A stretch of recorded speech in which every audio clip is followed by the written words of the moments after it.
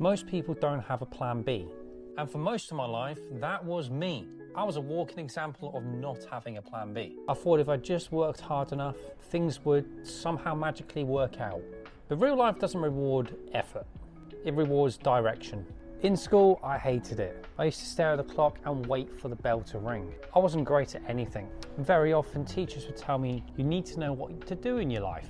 But I didn't, I had no clue. I thought a fireman's salary was a fireman's salary, no taxes, nothing, you get one lump sum. I knew nothing. I didn't go to uni, and to be fair, I felt like a total failure. So I did what everyone told me to do and what everyone was telling others to do. Just get a safe job, it'll be fine. Be a meteorologist, become a lawyer, all this stuff. Be a policeman, you'll be good at this, you'll be good at that. At no point was it any of interest to me. A safe job isn't a safe job.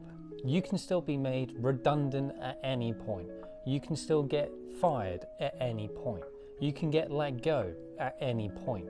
I've seen horror stories of people who make it to their retirement at the age of 60, 30 years of service only to get a birthday cake and a card. And in my mind, that's just not right. And look, everyone thinks being self-employed is a little risky. And I'm not gonna lie, there is risk. But staying in something you hate for the next 20, 30, 40 years, that around 80% of people don't like the jobs that they're doing, to me that is a much bigger risk, because your entire life now depends on someone else's decision, how they feel and whether or not they want to let go, and how well the business is doing and how long you stay valuable. And let's be honest, with AI on the rise, it's going to become more and more harder to become valuable. At least with being an entrepreneur, at least having some self-employed route, yes, it's hard and yes, you can still fail, but you're in control of an outcome to a point. The only difference is you show up. You learn to read the signals. You understand what's working, what's not. You understand when to pivot. Everything will revolve around you when it comes to having a self-employed business.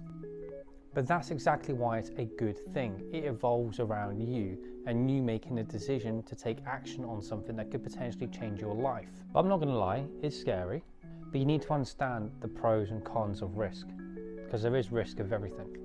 If you want more freedom, more control over your time and more money, if you want to build a lifestyle around your life and not someone else's idea of life, then in my mind you can't go wrong with having some sort of self-employed business and venturing out on your own.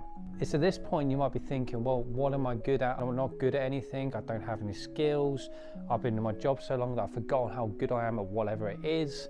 You know, you probably feel like a bit like you don't have anything to give to the world, nothing valuable, and I'm just going to stop you right there because you absolutely do.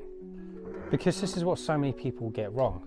After spending years in a job that you don't enjoy, the very thing that gets sucked out is thinking for yourself, knowing what it is that you're good at. It keeps you trapped in this mentality that this is a safe bet.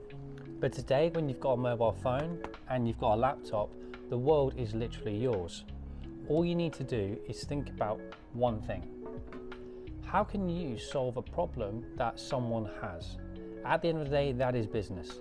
If you can solve a large enough problem that people have, people will happily pay money for you to solve that problem. Which then lies, well, what's the solution? Well, that is something that you get to get creative about. So think about your past, think about your experiences, things that you've already done, things that you are capable of and you're good at. Use that as an anchor essentially to point the ship in that direction. Because if you're good at something and you generally get enjoyment from doing that one thing, outside of the job that you're doing, then chances are you can monetize that into a highly valuable skill that people will happily pay money for you to solve. But when you don't have a plan B, when shit hits the fan and you have nothing else to fall back on, people lose their entire identity because of that. If you had something else, a side hustle or just an opportunity of growing something else, something that excites you, then you have a plan B already.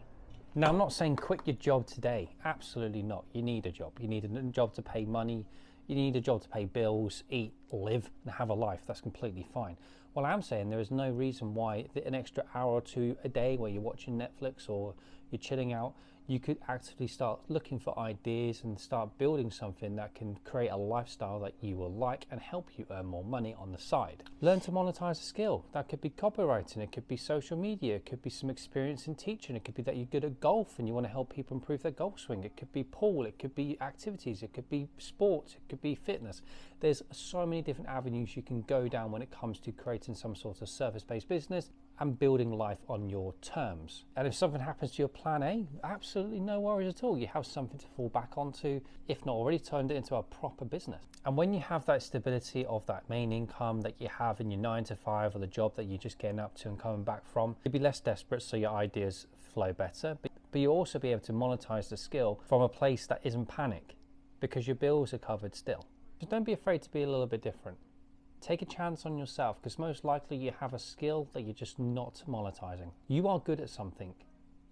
And I want you to comment below on a skill that you think you are good of, and I can help you, give you an idea of how you could turn that into some sort of service-based business that pays you what you're worth. And that allows you more time, more freedom, more control. Today, I think having a plan B is reasonable, because even self-employed life, shit does hit the fan. You can lose clients, and that is not great. But if you always have a plan B, a backup plan, then you have a security net and you don't have to operate in a place of panic, which is a complete game changer and less stressful and can keep you at peace of mind. So have a think about it. If you've been in a job that you don't like for 5, 10, 15, 20 odd years, take this opportunity now to think about what it is that you're good at. You might already be doing it at work, you might be good at communicating, it doesn't matter. And then see how you can monetize that skill that solves a problem for a target market. And if you do that, you're going to be in a far better place, more secure, at peace, but also an opportunity that excites you, because you may be able to build a lifestyle business that gives you more time, freedom, control to do whatever you like. And if you like this video, give me a like, thumbs up, and subscribe. It helps me out more than you know.